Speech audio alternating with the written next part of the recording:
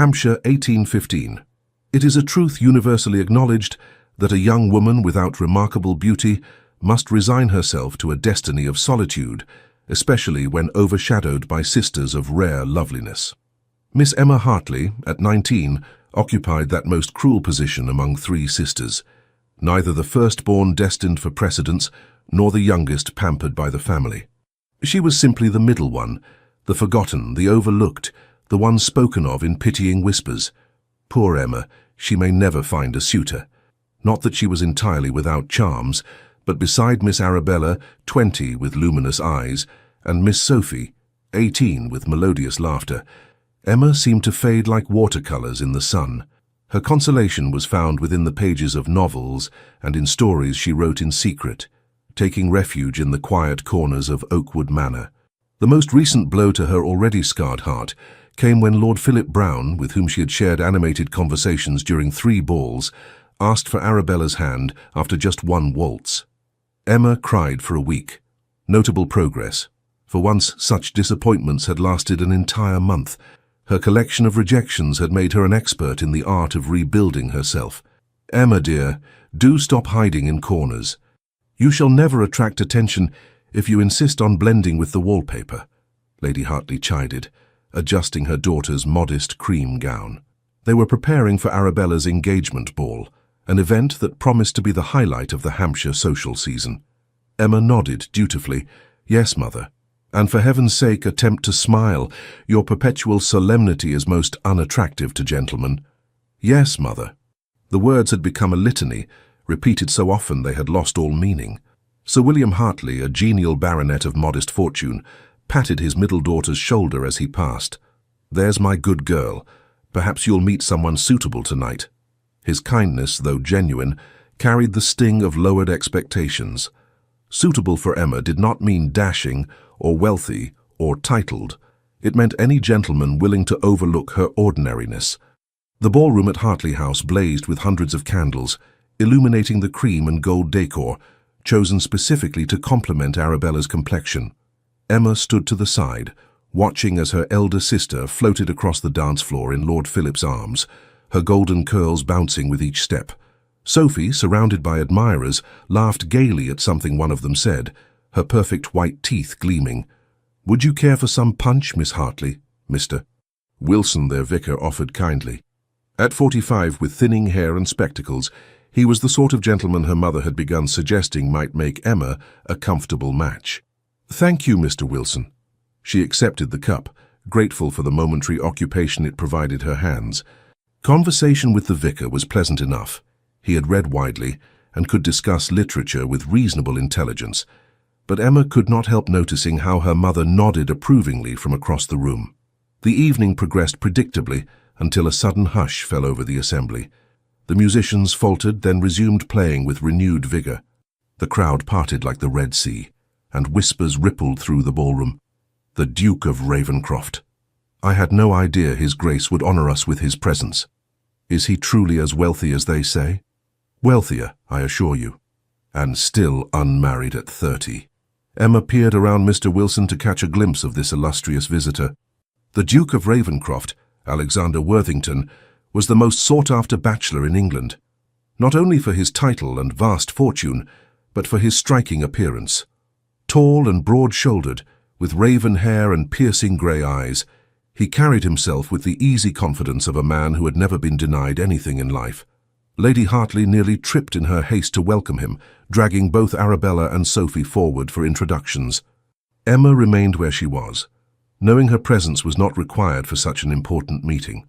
She watched as the Duke bowed politely to her sisters, his expression revealing nothing of his thoughts. Then, inexplicably, his gaze swept past the Hartley beauties and locked with Emma's. A peculiar stillness came over his features. Emma quickly looked away, certain she had committed some faux pas by staring. When she dared glance up again, the Duke was making his way through the crowd directly toward her. Miss Emma Hartley, I presume. His voice was deep and rich, like aged brandy. Emma glanced behind her, certain he must be addressing someone else. Finding no one, she stammered, Yes, Your Grace. Would you do me the honor of the next dance? The entire ballroom seemed to hold its breath. From the corner of her eye, Emma could see her mother's astonishment, her father's confusion, and the matching expressions of disbelief on her sisters' faces. "I fear there must be some misunderstanding, Your Grace," Emma said quietly. "I am Miss Emma Hartley, the middle daughter. Perhaps you intended to address my sister, Miss Arabella, the bride-to-be, or Miss Sophie." A smile tugged at one corner of his mouth. "I am perfectly aware of who you are, Miss Emma Hartley. I have just endured the most thorough introduction to your entire family. Now will you dance with me, or must I stand here making a spectacle of us both?" Bewildered and certain this must be some cruel jest, Emma placed her hand in his outstretched one. "As you wish, Your Grace." As he led her to the dance floor, Emma heard the whispers begin anew. The Duke and that Hartley girl. Surely he's only being polite. Perhaps he lost a wager. Or his eyesight. Emma lifted her chin. If this was to be a mockery, she would at least face it with dignity. The music began, a country dance that required them to separate and rejoin several times. Each time they came together, the Duke's eyes held hers with an intensity that made her breath catch. He danced with practiced ease, his movements fluid and graceful despite his imposing size. "You appear troubled, Miss Hartley," he observed during one of the figures that allowed conversation. "Forgive me, Your Grace, but I cannot fathom why you would single me out. If this is some form of amusement, I assure you I do not amuse myself at the expense of others." His voice held a hint of steel. "I asked you to dance because I wished to dance with you. Is that so difficult to believe?" "Yes," Emma wanted to say. "Yes, it is impossible to believe that the most eligible gentleman in England would genuinely desire her company." Instead, she said, "You honor me, Your Grace." "Alexander," he said suddenly. "I beg your pardon?" "My name is Alexander.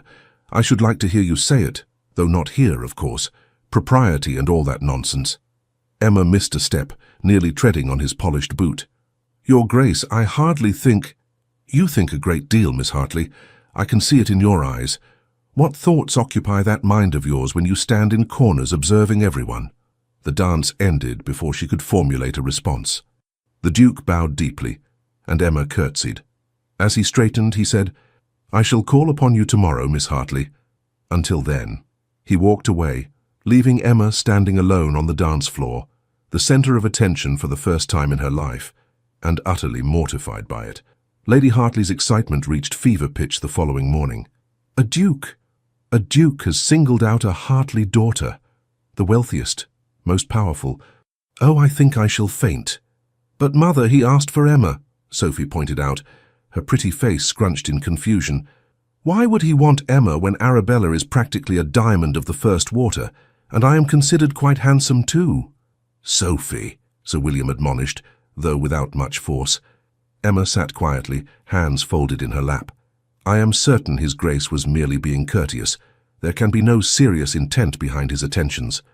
"Nonsense," Lady Hartley declared. "He is coming to call today. We must make everything perfect. Emma, wear your blue gown. It does something for your complexion, at least, and for goodness sake, do something with your hair." Emma touched her brown locks self-consciously. Unlike Arabella's golden curls or Sophie's rich auburn waves, her hair was neither particularly lustrous nor impressively styled. It was simply hair. Arabella, who had been unusually silent, finally spoke. "I think the Duke seemed quite taken with you, Emma." Her tone held genuine puzzlement rather than resentment. "When he looked at you, it was different." "Different how?" Emma asked. Arabella struggled to find the words.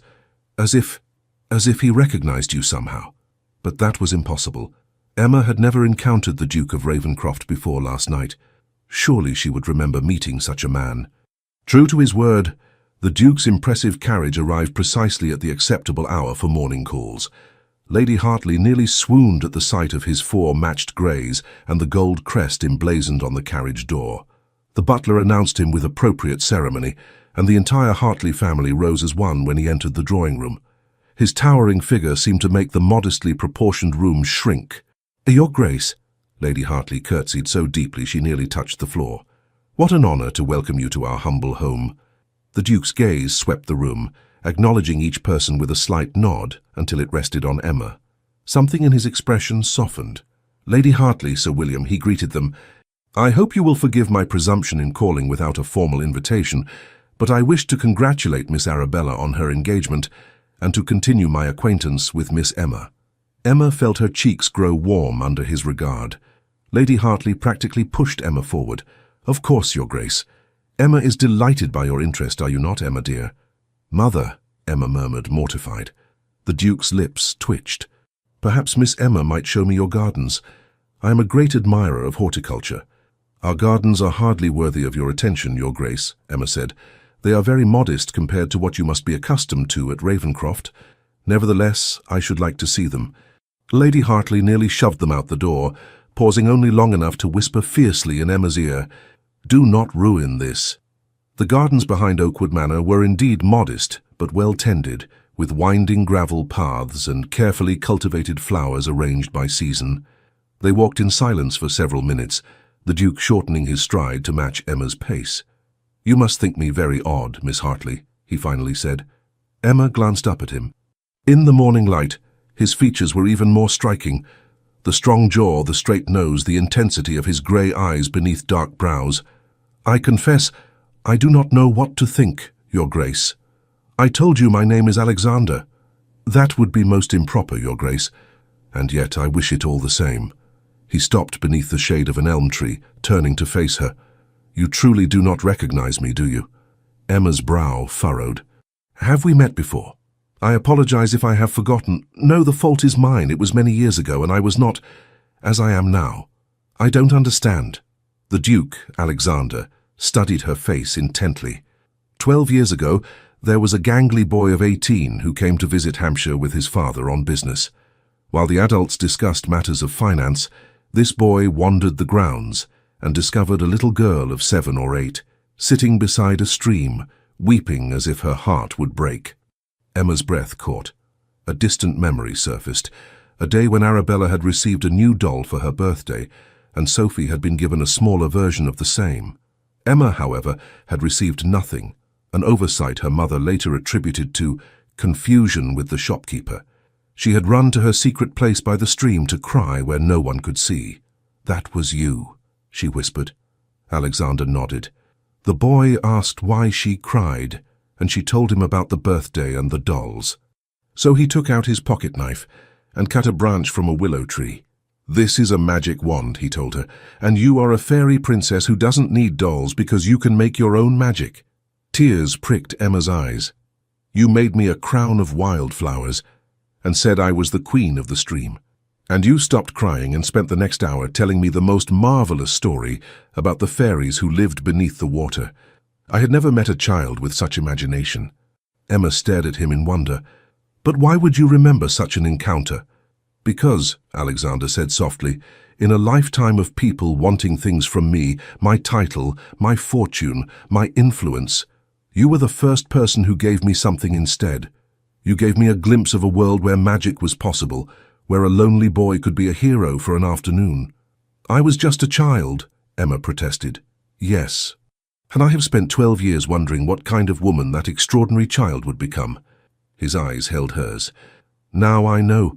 She became a woman who still hides her light, who still believes herself unworthy of notice." Emma could scarcely breathe. "Your Grace." "Alexander," he insisted, "at least when we are alone." "Alexander," she whispered, and was rewarded with a smile that transformed his solemn face. "Much better." He offered his arm. "Shall we continue our walk? You can tell me another story about the fairies beneath the stream." Emma placed her hand on his arm, feeling as if she had somehow wandered into one of her own fanciful tales. "I fear I have grown too old for such stories." "Then tell me a new one," he suggested, "one about a duke who found himself captivated by the most interesting woman in Hampshire." And for the first time in years, Emma felt herself begin to shine. The visit from the Duke of Ravenscroft to Oakwood Manor became the talk of Hampshire society. Speculation ran rampant. Had the most eligible bachelor in England truly developed an interest in plain, unremarkable Miss Emma Hartley? Impossible. There must be some other explanation. "Perhaps he means to use her to get closer to Arabella," suggested Mrs. Fitzsimmons to Lady Chelmsford over tea. "Even though she is engaged, a duke would certainly be considered a better match than a mere baron's son."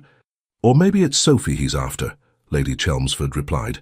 She is coming into her beauty, and using the middle sister as a distraction would be quite clever.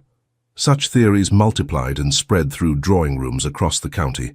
Some were cruel enough to suggest that the Duke had made a wager about seducing the plainest girl of the season.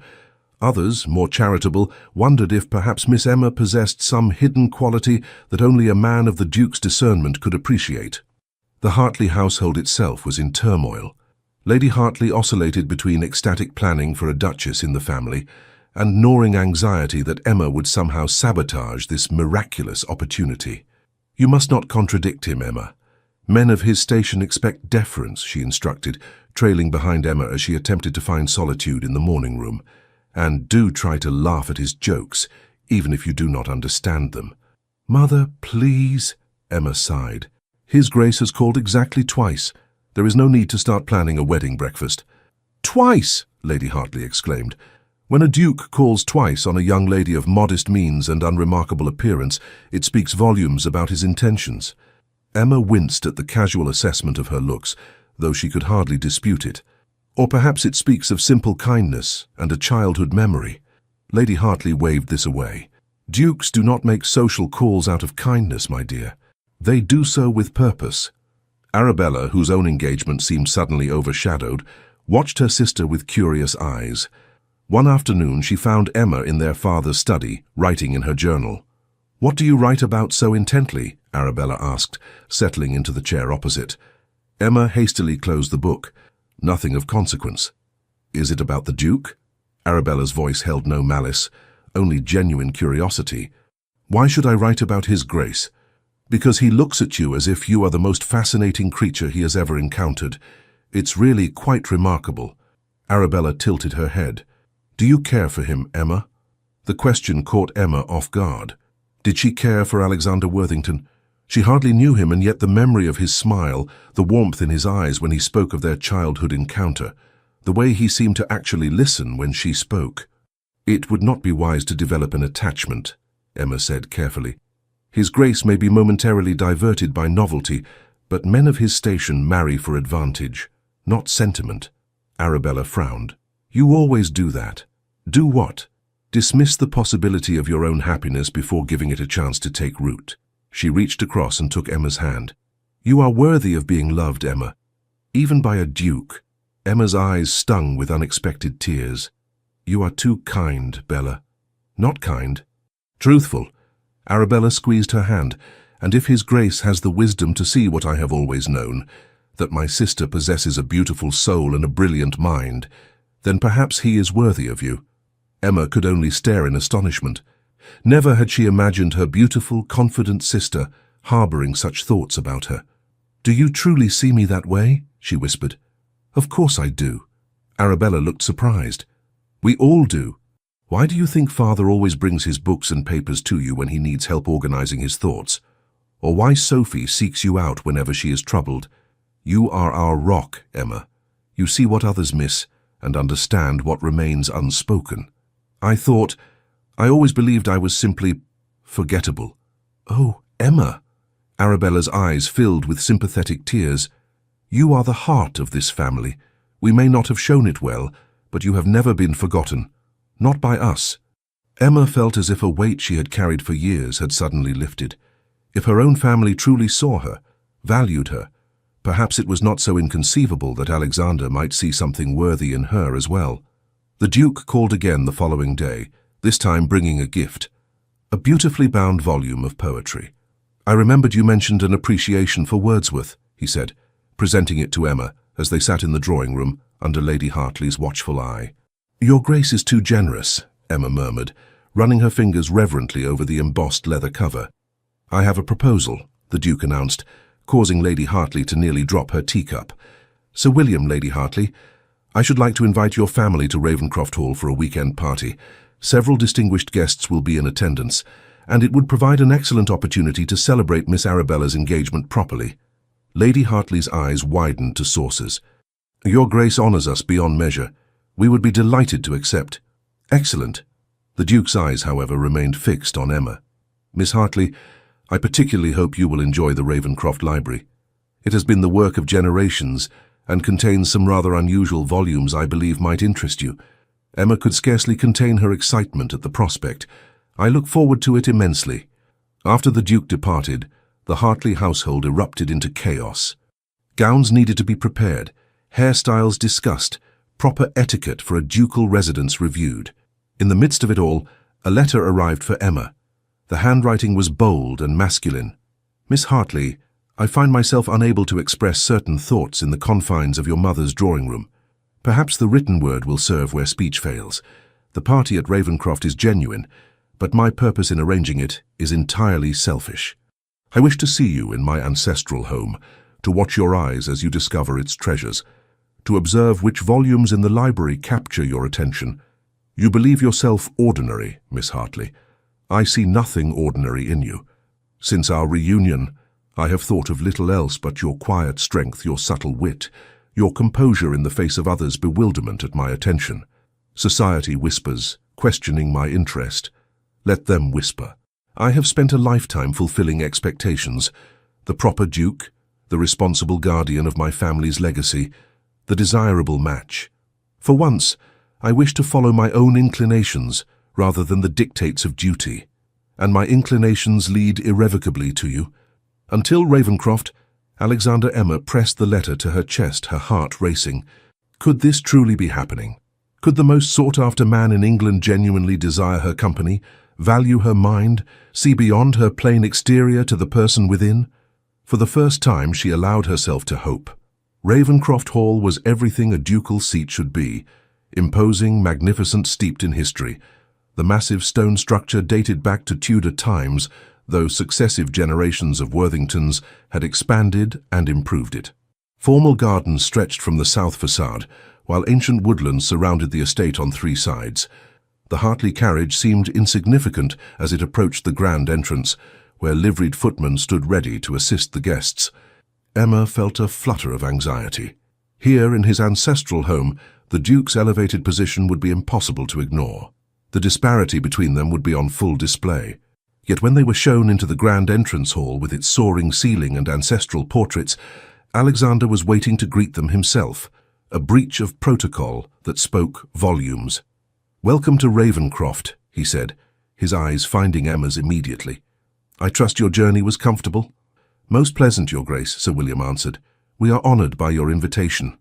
The Duke personally escorted them to their rooms, taking Emma's arm as they climbed the grand staircase. "I have placed you in the east wing," he murmured for her ears alone. "The morning light there is particularly fine for reading." Emma smiled at his thoughtfulness. "Thank you, Your Grace." "Alexander," he reminded her softly, "when we are away from others, please." The guest chambers assigned to Emma were more luxurious than anything she had ever experienced. A sitting room with silk-upholstered furniture, a bedchamber with an enormous four-poster bed draped in velvet, and a dressing room already attended by a maid who introduced herself as Lily.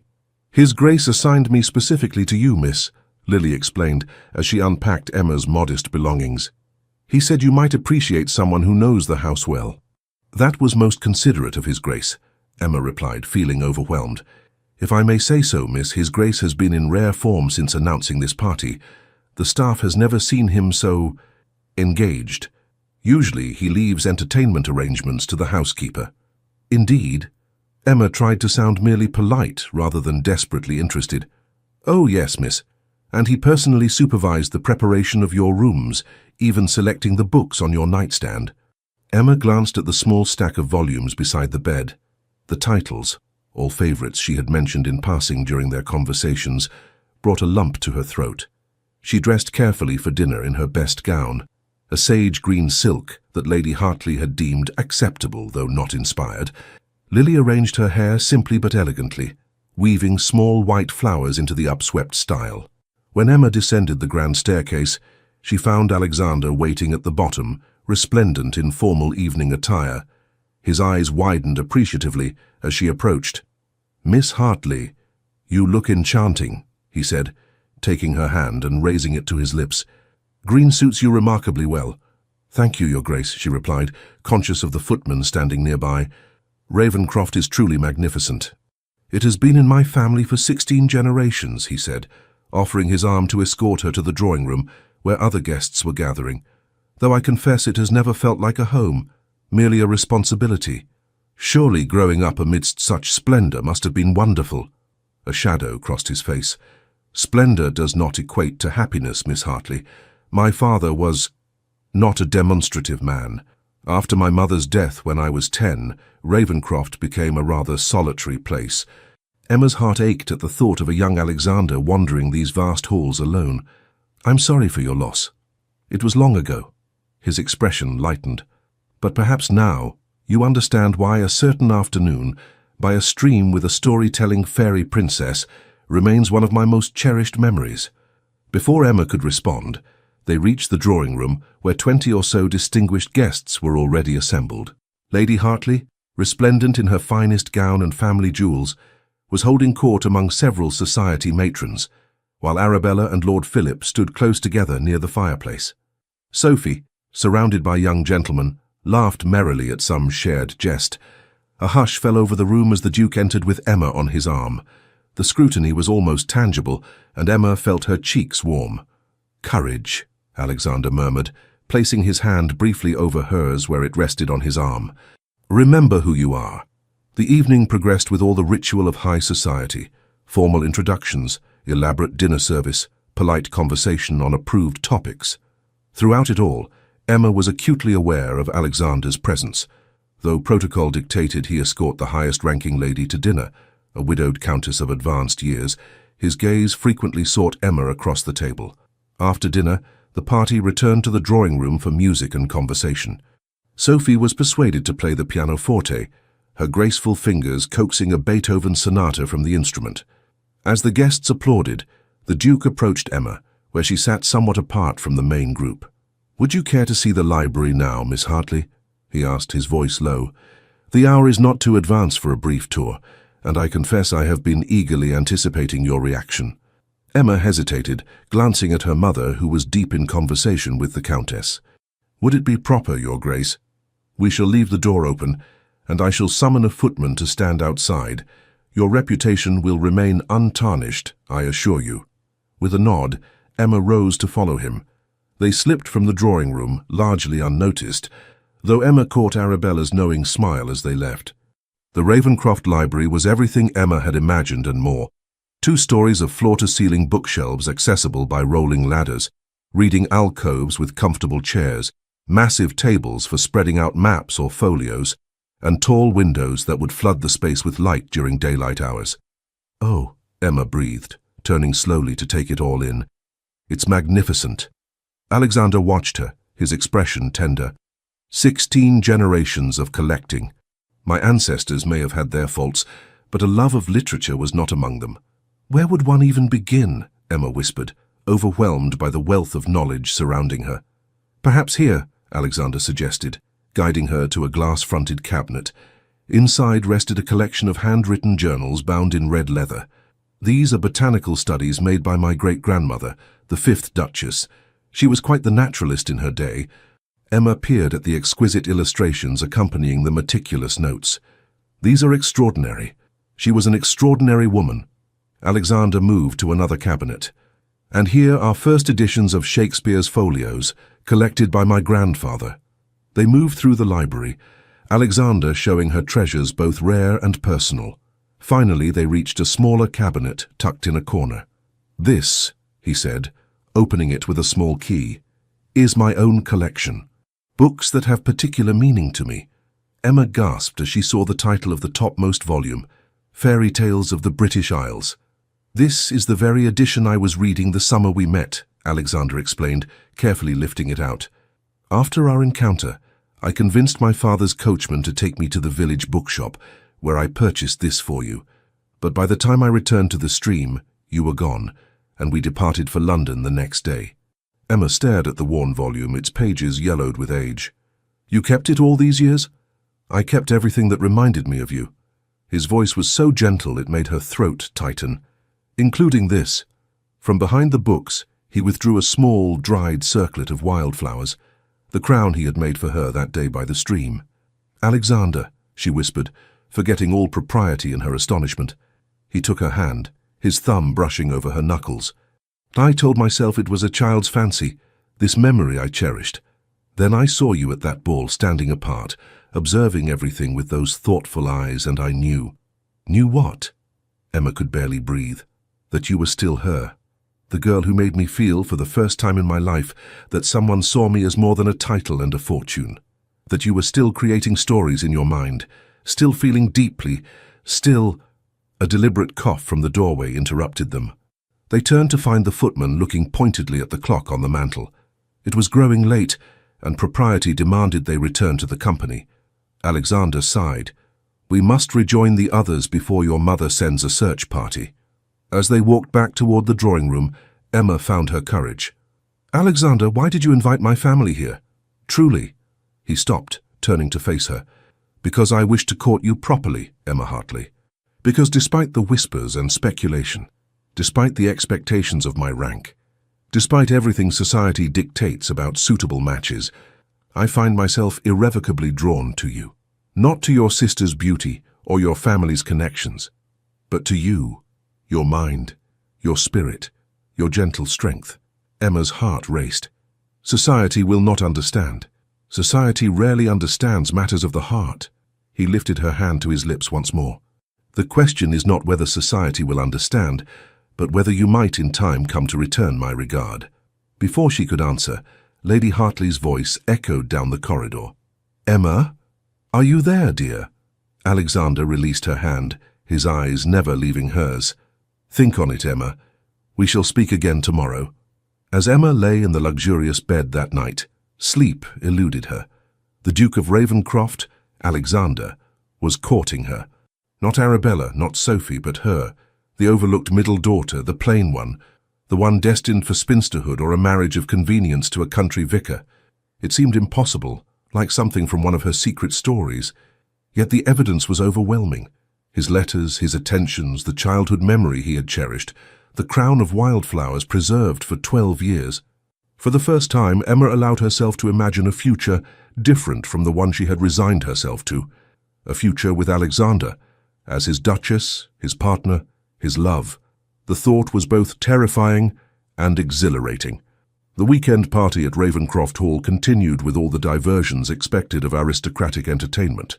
A fox hunt for the gentlemen, a tour of the gardens for the ladies, an elaborate luncheon on the terrace overlooking the lake.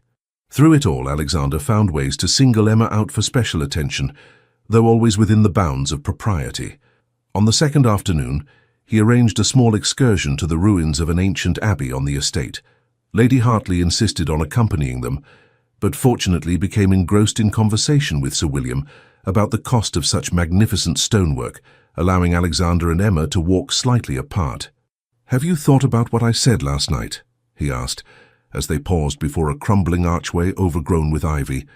Emma nodded, her hands fidgeting with her parasol.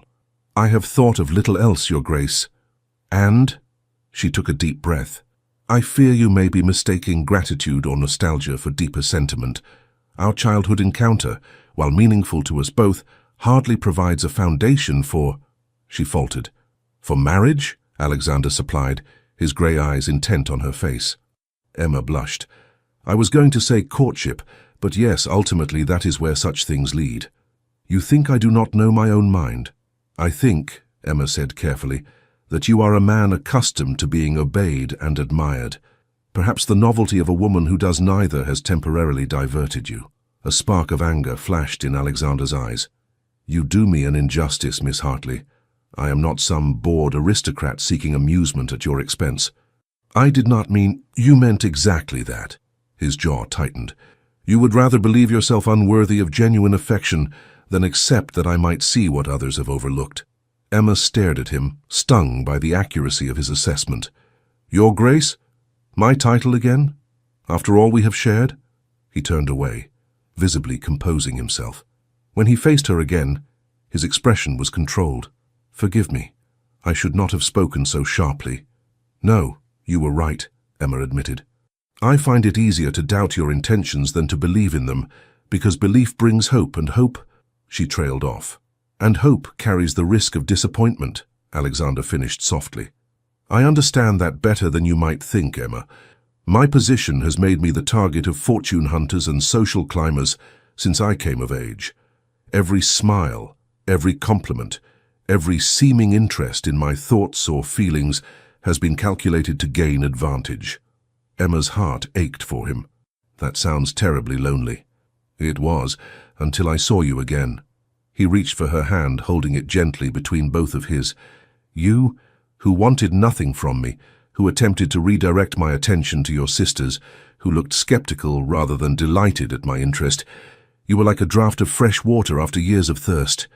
His words stirred something deep within Emma, a longing she had suppressed for so long that recognizing it now was almost painful. I am not immune to flattery, Alexander, she said, using his name deliberately. I merely need time to trust that your regard is genuine and enduring. A slow smile spread across his face. Time I can give you, and proof of my constancy if you will allow me the chance to demonstrate it. Before Emma could respond, Lady Hartley called from behind them. Emma, dear, His Grace's housekeeper is about to explain the history of the Abbey's foundation. Do come along. Alexander released her hand, but his eyes held a promise that sent warmth cascading through Emma's body. We shall continue this conversation another time, Miss Hartley. The remainder of the weekend passed in a blur of activity. The Duke hosted a grand ball on the final evening, inviting neighbouring gentry to join the house party.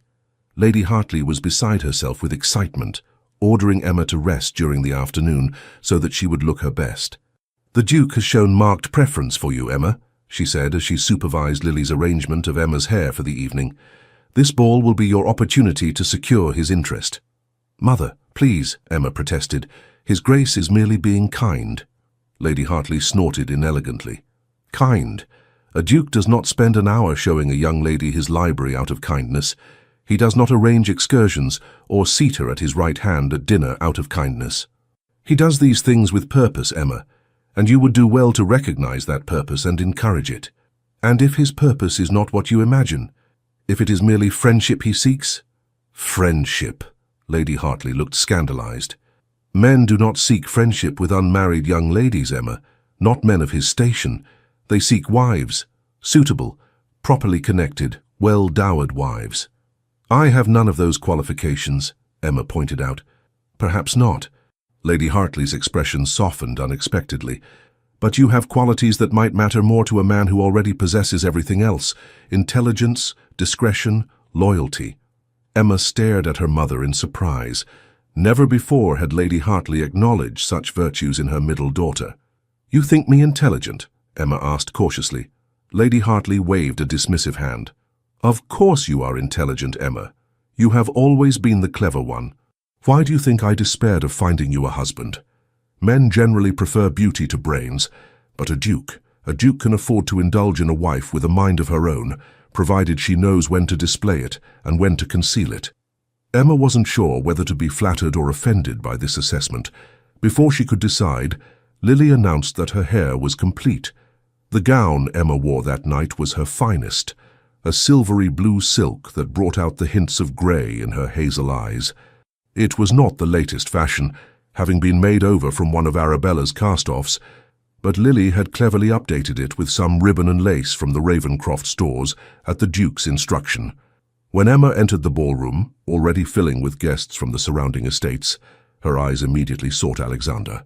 He stood near the entrance, greeting arrivals with perfect courtesy.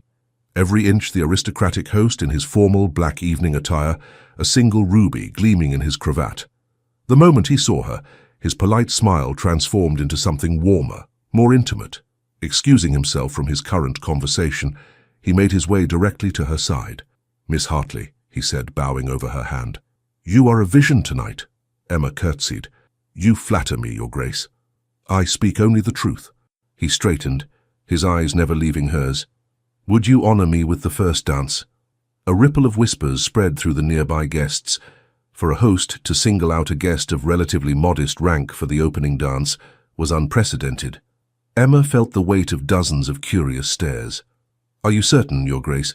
Surely protocol demands you dance with someone of higher rank.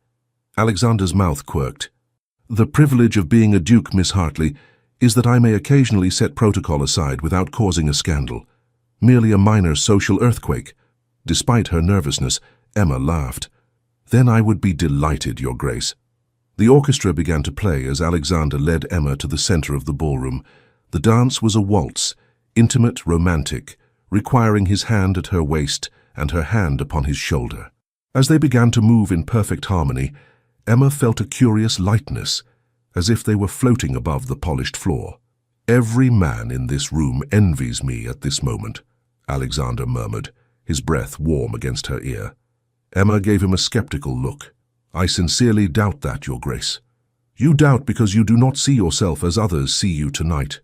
His grip tightened slightly. "You are radiant, Emma, glowing from within in a way that mere beauty cannot match." "You make me feel beautiful," she admitted softly. "Then I have accomplished at least one worthy thing in my life." His eyes held hers with an intensity that made her breath catch. "When this dance ends, I must attend to my duties as host. But later, when the supper is served, meet me in the East Gallery. There is something I wish to show you." The dance concluded too quickly, and Alexander bowed deeply before escorting Emma back to her family. For the next hour, she moved through the ball in a daze, dancing when asked, conversing when spoken to, but always aware of Alexander's presence in the room, though he did not approach her again. When the supper interval was announced, Emma made her excuse to her mother, a need for fresh air, and slipped away from the crowd. The East Gallery was quiet and dimly lit, its walls lined with portraits of Worthington ancestors dating back centuries. Alexander was already waiting, a single candle in his hand. "You came," he said, relief evident in his voice. "Did you doubt I would?" "I have learned never to take your compliance for granted," he replied with a smile. "Come, what I wish to show you is at the end of the gallery." He led her past stern-faced dukes and their elegant duchesses, past military men in splendid uniforms and ladies in court dress, until they reached a small alcove. There, illuminated by the candle, hung a portrait unlike the others. A young boy of perhaps 10 seated beside a stream, a book open on his lap, his expression solemn, but his eyes alive with intelligence. "Is that you?" Emma asked, studying the painting with fascination. Alexander nodded. "Painted shortly after my mother died. My father commissioned it as a memorial of sorts. My mother loved that spot by the stream. It runs through the East Meadow, not far from where we stand now." Emma looked from the portrait to the man beside her, seeing in the boy's features the shadow of the duke he would become. "You were very young to lose her." "Yes." His voice held old grief. "She was gentle and kind, qualities my father considered weaknesses. After her death, he was determined to raise me as a proper Worthington, without the softening influence of maternal affection." "That sounds terribly harsh," Alexander shrugged. It was the only way he knew. His own upbringing had been similar. He turned to face her fully. "But that is not why I brought you here. Look more closely at the book in the portrait." Emma peered at the painting again. The book was open to an illustrated page showing what appeared to be fairy tales. "The very same volume I showed you in the library." Alexander's expression softened. "It was my mother's. Reading her stories was the only way I could keep her memory alive in a household determined to forget her gentleness. And that is why our meeting meant so much to you," Emma realized. "I reminded you of her." "In a way, yes. But it was more than that." He set the candle down on a nearby table and took both her hands in his. "Emma, when I found you by the stream that day, I was a lonely, grieving boy, being molded into something hard and unyielding. Your imagination, your willingness to create magic from nothing, your ability to transform tears into laughter, these things awoke something in me that my father's training had nearly extinguished." Emma's heart swelled with emotion. "Alexander, please let me finish." His hands tightened on hers. "My father succeeded in making me a proper duke, responsible, disciplined, conscious of duty. But that day by the stream preserved something essential in me, something I feared lost forever. You gave me that gift, Emma, though you cannot have known it." "It was you who gave me a gift," Emma countered softly. "You made a forgotten child feel special, if only for an afternoon." Alexander raised one hand to cup her cheek. "You were never forgotten. Not by me." The air between them seemed to shimmer with unspoken emotion. Emma felt herself swaying toward him, drawn by a force beyond her control or understanding. Alexander's gaze dropped to her lips, his intent unmistakable. "Miss Hartley! Miss Hartley, are you there?" The voice of Lady Hartley's maid broke the spell. Alexander stepped back, though he kept hold of one of Emma's hands. "Here," Emma called, her voice unsteady. "I am here, Mary." The maid appeared at the entrance to the alcove, curtsying deeply at the sight of the Duke. "Begging your pardon, Your Grace, but Lady Hartley is looking for Miss Emma. The dancing is about to resume." "Of course," Alexander said smoothly. "Please inform Lady Hartley that I have been showing Miss Hartley some family portraits of historical interest. We shall return directly." When the maid had gone, Alexander raised Emma's hand to his lips. "This conversation, like so many others, must be continued at another time. But know this, Emma Hartley, my interest in you is neither passing fancy nor nostalgic indulgence. It is the recognition of a kindred spirit, long sought and finally found." Emma could only nod, too overwhelmed for speech. Together they returned to the ballroom where Lady Hartley waited with barely concealed impatience. "There you are," she exclaimed. "His Grace's cousin, Lord Ellsworth, has been asking for an introduction." Emma spent the remainder of the evening in a state of heightened awareness, dancing with various partners, including the affable Lord Ellsworth, who proved to be an excellent conversationalist. But her attention remained fixed on Alexander as he moved through the crowd, fulfilling his duties as host with graceful efficiency.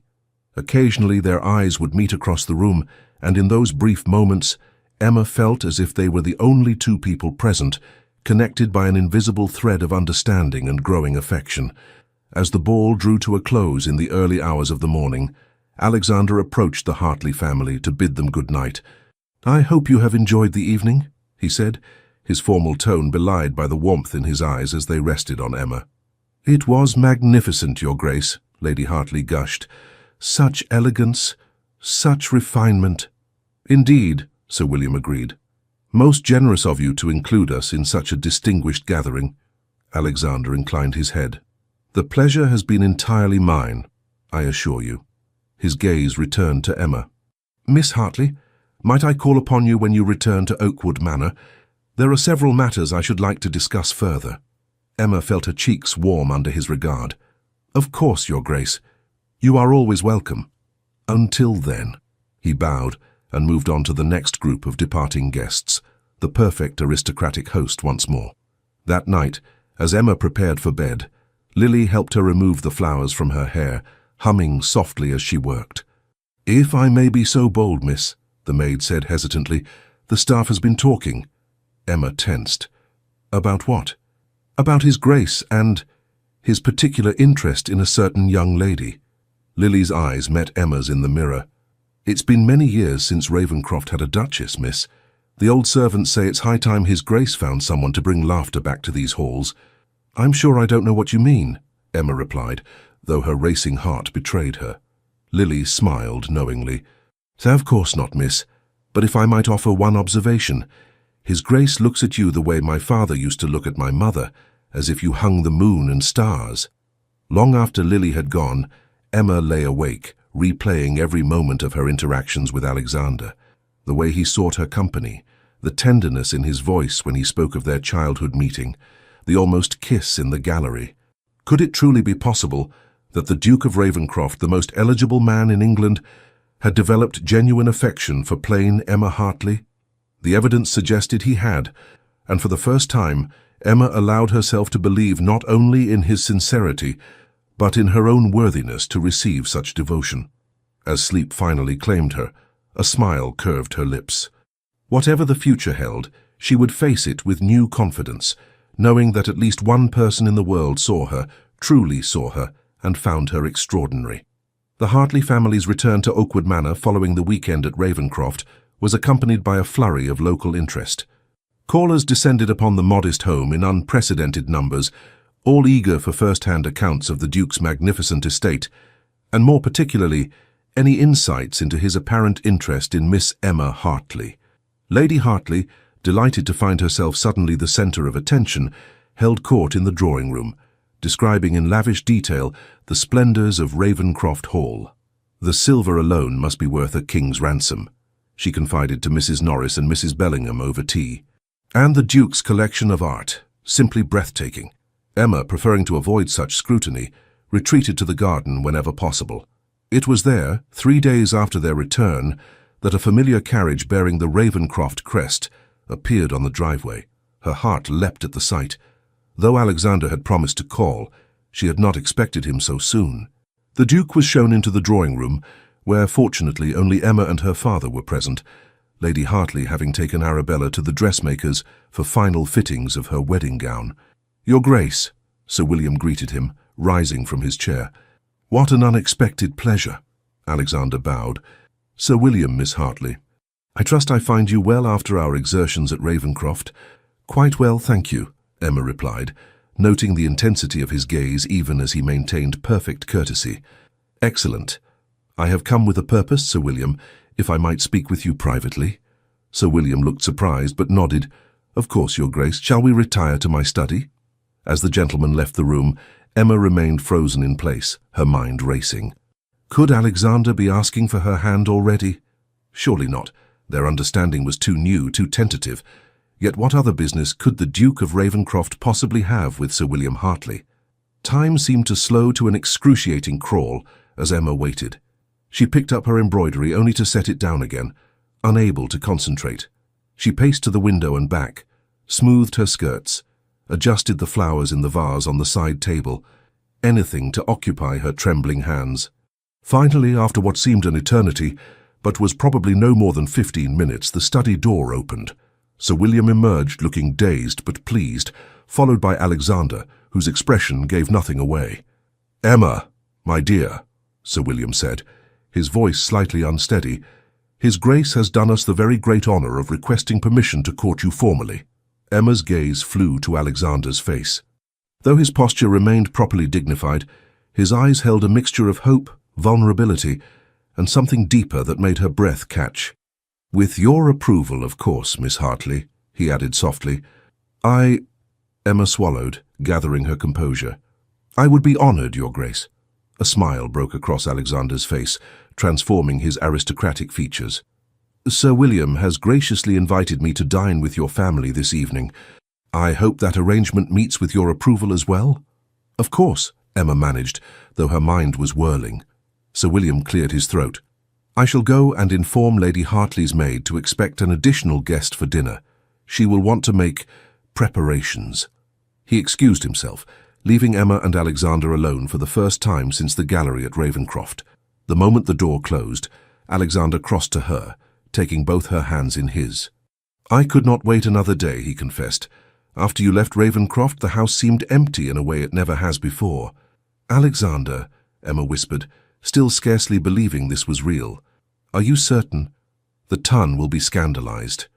"Let them be scandalized." His thumbs traced circles on the backs of her hands. "I have spent my life fulfilling the expectations of others. In this, I will please only myself, and you, if I am fortunate." "But why me?" The question that had haunted her since their first dance finally escaped her lips. "Of all the women in England, why Emma Hartley?" Alexander's expression turned solemn. "Because you see me, Emma, not the Duke, not the fortune, not the connection, but me. Because when I am with you I feel not like His Grace the Duke of Ravenscroft, but simply Alexander, a man who can laugh, who can dream, who can hope for something beyond duty and obligation." Emma's eyes filled with tears. "I do see you," she whispered. "I always have. And that," he said, raising one hand to gently brush a tear from her cheek, "is why I love you." The declaration, simple and heartfelt, stole Emma's breath away. "You love me." "With all my heart," Alexander confirmed, his gaze never wavering. "I believe I have loved you since that day by the stream, though I did not recognize it then.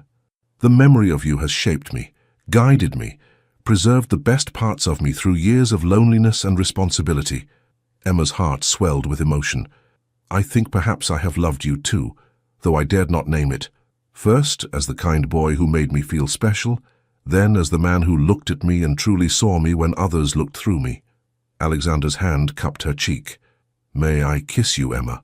I have wanted to since the moment I recognized you at that ball." Instead of answering, Emma rose on tiptoe and pressed her lips gently to his. The kiss was brief, sweet, and filled with promise, a first step on a journey they would take together.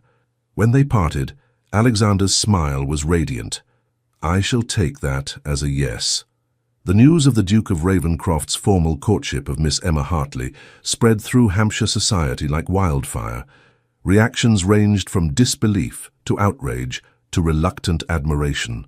"The middle Hartley girl?" Lady Chelmsford repeated incredulously when informed. "Not the beauty or even the youngest? How extraordinary!" "Perhaps she has bewitched him," suggested Mrs. Fitzsimmons darkly. "These quiet ones often have hidden arts." Lord Ellsworth, visiting from London, laughed at such theories. "Worthington knows his own mind," he told the Assembly at the local hunt ball.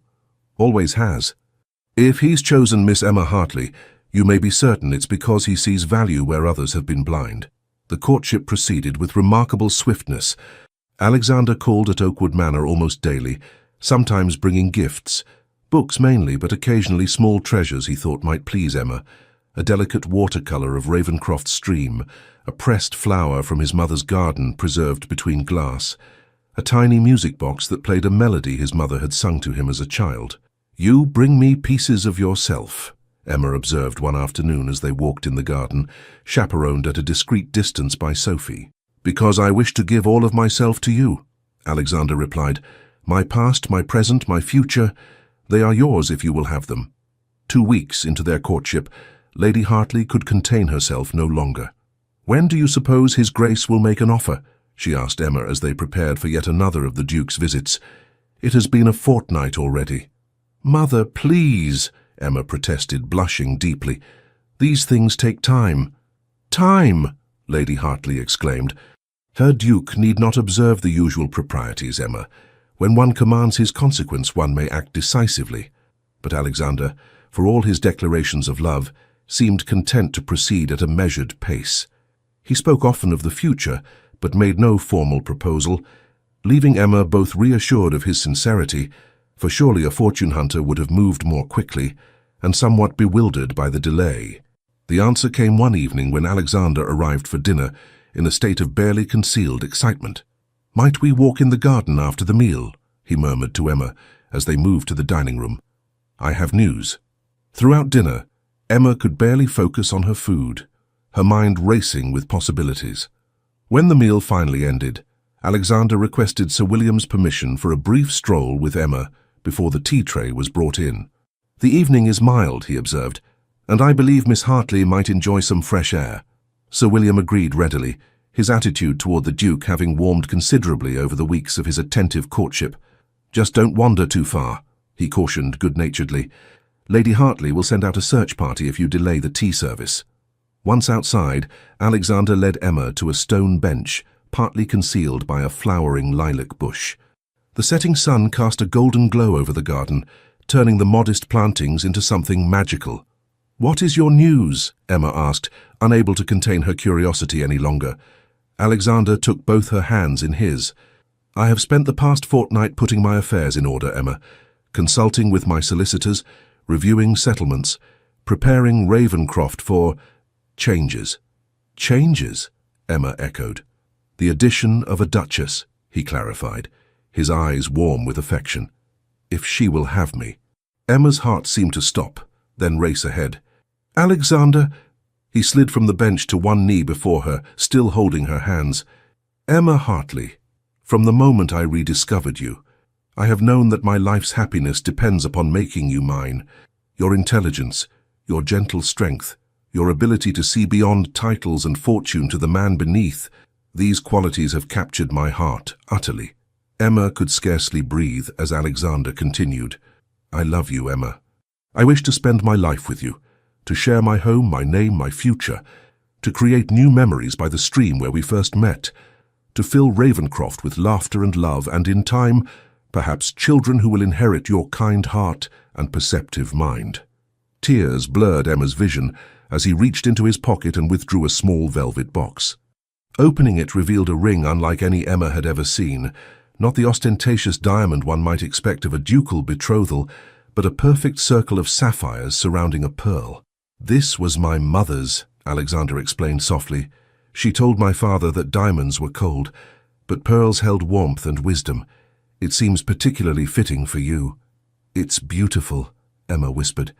"Emma Hartley, Will you do me the great honor of becoming my wife, my duchess, my partner in all things?" For a moment, Emma could not speak, overwhelmed by emotion. All her life, she had been the forgotten one, the overlooked sister, the girl no one really saw. Now the most sought-after bachelor in England was on his knee before her, offering her not just his name and position, but his heart. "Yes," she finally managed, her voice trembling but clear. "Yes, Alexander, I will marry you." His smile was radiant as he slipped the ring onto her finger. Rising from his knee, he drew her to her feet and into his arms. "You have made me the happiest of men," he murmured, before claiming her lips in a kiss that held all the promise of their future together. When they finally returned to the house, hand in hand with Emma's ring gleaming in the candlelight, the Hartley family's reaction was predictable. Lady Hartley promptly burst into tears of joy. Sir William shook Alexander's hand with uncharacteristic vigor. Arabella embraced her sister warmly, and Sophie clapped her hands in delight. "A duchess in the family," Lady Hartley kept repeating. "My Emma, a duchess." "Not just any duchess," Alexander corrected gently. "The Duchess of Ravenscroft, who will bring light and life back to halls that have been too long without a woman's touch." The announcement of the betrothal appeared in the London papers the following week, causing a sensation in society circles. Letters of congratulation and thinly veiled curiosity poured into both Oakwood Manor and Ravenscroft Hall. "They all want to know the same thing," Emma observed as she sorted through the correspondence at Ravenscroft, where she had been invited to dine with Alexander and begin familiarizing herself with the estate she would soon oversee. How did plain Miss Emma Hartley capture the Duke of Ravenscroft? Alexander, seated beside her in the morning room, frowned. "You are not plain, Emma. You are extraordinary. In your eyes, perhaps." She smiled to soften the words. "But you must admit, it is an unusual match by society's standards." "Society's standards have brought about far too many unhappy marriages," Alexander replied. "I prefer to set my own standards." The engagement period was brief by aristocratic measures. Just 8 weeks, during which Emma's wardrobe was completely replaced with garments befitting a duchess, her education in the management of a great estate begun in earnest, and preparations for a wedding of appropriate grandeur set in motion. Throughout it all, Alexander remained steadfastly attentive, visiting Oakwood almost daily and sending letters when business kept him away. Each correspondence revealed new facets of his character, deepening Emma's love and appreciation for the man she would marry. "My dearest Emma, affairs at the London house detain me another day, much to my frustration. The city seems particularly unbearable now that I know Hampshire holds my heart's treasure. Lord Ellsworth asked me today if I had lost my mind, throwing over the season's beauties for a country miss with no fortune or connections. I told him I had not lost my mind, but finally found it, and my heart in the bargain. He laughed and said he envied me. "Most of us marry for advantage or convenience," he said, "but you, Worthington, are marrying for love." When I agreed that I was indeed the fortunate one, he looked thoughtful and said something that struck me deeply. "Perhaps the forgotten ones are those most worth remembering. I thought of you then, my love, how you believed yourself forgotten and overlooked when in truth you were simply waiting to be properly seen, just as I, surrounded by fortune and privilege, was waiting to be seen not for my title, but for myself. We are a perfect match, you and I, the forgotten girl and the lonely duke, finding in each other the recognition we have both sought all our lives. I count the hours until I return to Hampshire and your sweet presence." With deepest affection, Alexander Emma kept his letters in a sandalwood box beside her bed, reading and rereading them when doubts threatened to overwhelm her. For despite Alexander's unwavering devotion, she could not help but wonder occasionally if she was truly prepared for the role that awaited her. Duchess of Ravenscroft, mistress of a great estate, hostess to the highest echelons of society. "What if I disappoint him?" she confided to Arabella one evening, as they sat in the bedroom they had shared since childhood. "What if I cannot meet the expectations of his position?"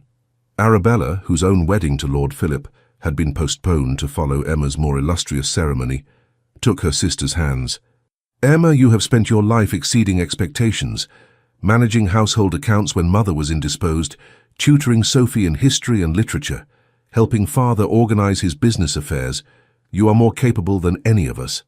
"But society is different," Emma protested. "The ton will scrutinize my every move, waiting for the provincial miss to make a misstep." "Then let them scrutinize," Arabella said firmly. "You will have what many of them lack, a husband who adores you not for your social graces or your family connections, but for your true self." The wisdom in these words gradually settled Emma's fears. By the time the wedding day dawned, a perfect June morning with clear skies and gentle breezes, she felt a calm certainty that she was exactly where she was meant to be. The ceremony was held at Winchester Cathedral, with half the aristocracy in attendance. Emma wore a gown of ivory silk, with delicate pearl embroidery, designed by the same modiste who served the royal princesses. Her veil, however, was her own creation, adorned with tiny silk wildflowers, reminiscent of the crown Alexander had made for her all those years ago. As she walked down the aisle on her father's arm, Emma saw not the glittering assembly of nobles and gentry, but only Alexander waiting for her at the altar, his face alight with love and pride. In that moment, she was no longer the forgotten middle daughter, but a woman deeply cherished, stepping confidently into her future.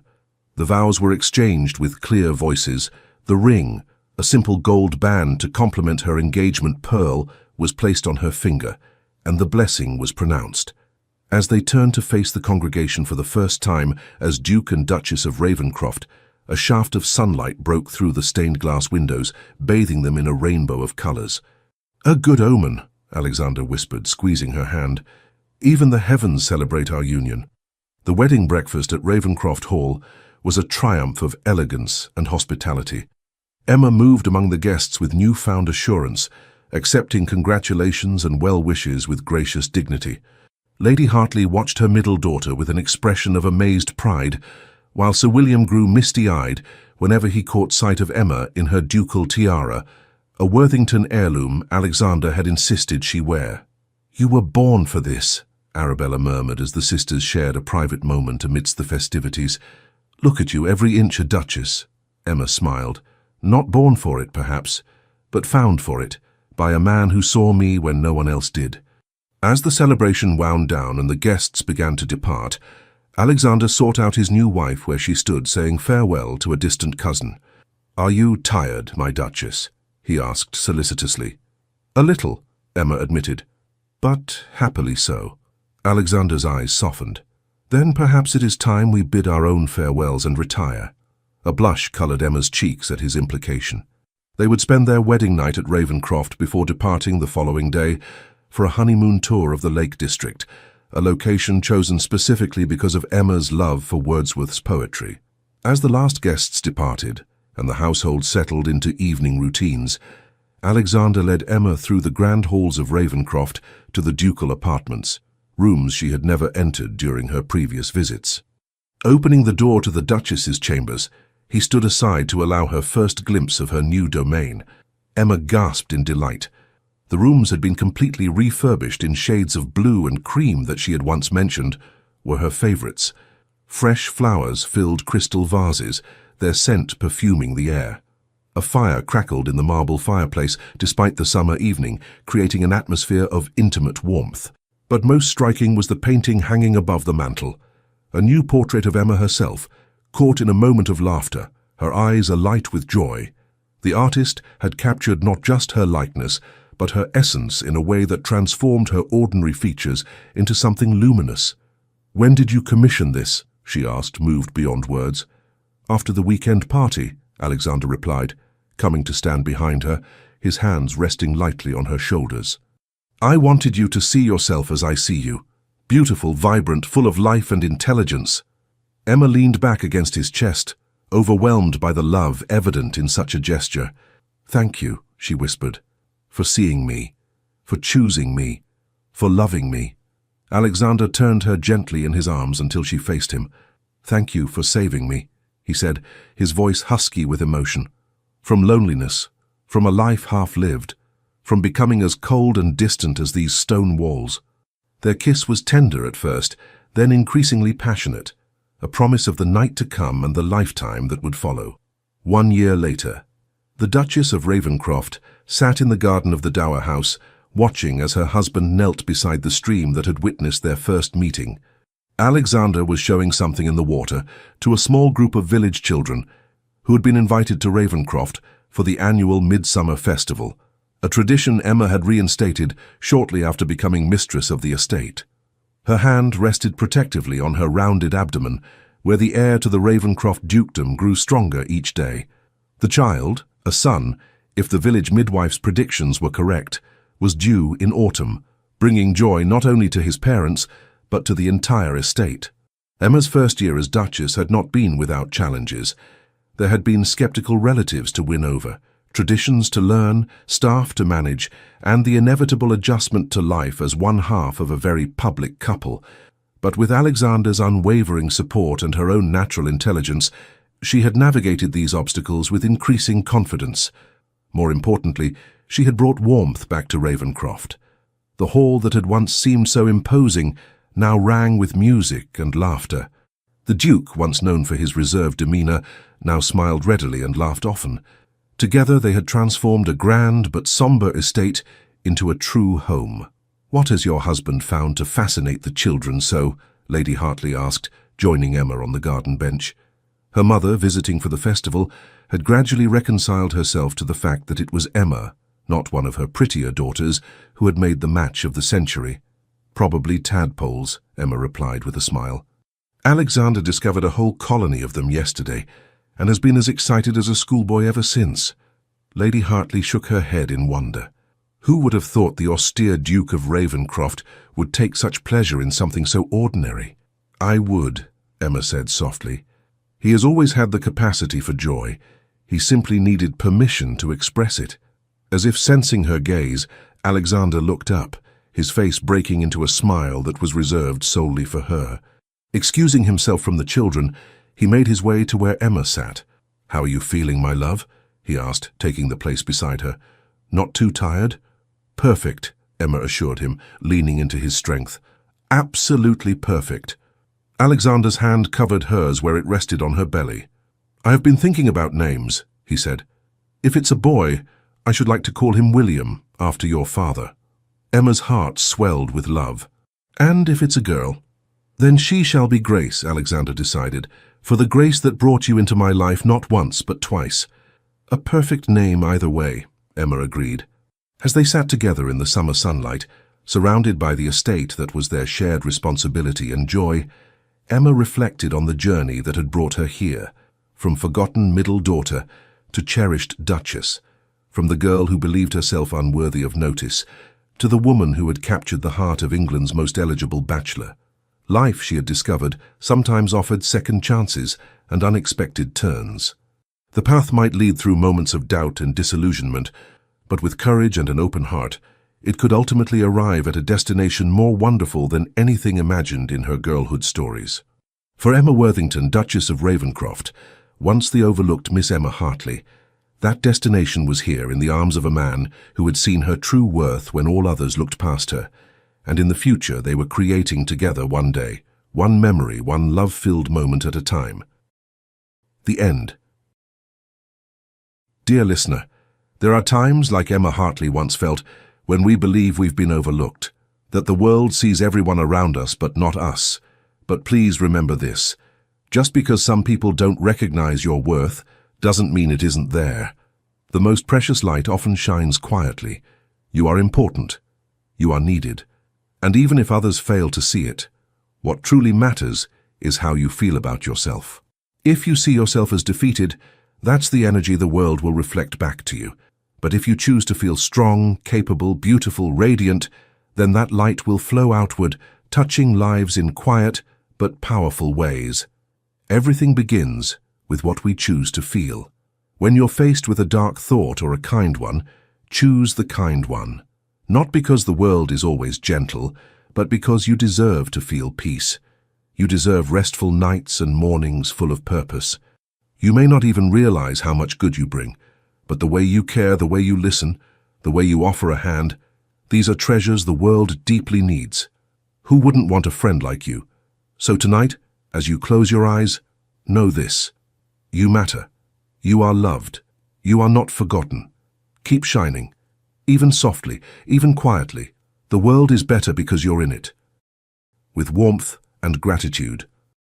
The Legends of the Fall Team. Thank you for staying with us until the very end. We truly hope this story brought comfort to your heart and a smile to your soul. If it did, we kindly invite you to subscribe, like, comment, and share. Your support means the world to us and gives us the strength to keep telling stories filled with love, redemption, and transformation. May your days be peaceful, your nights be restful, and your heart always feel protected and seen. At the end of this video, you'll find a new story suggestion from our channel. Click and be surprised by another heartwarming journey. Thank you for being here. The Legends of the Fall Team.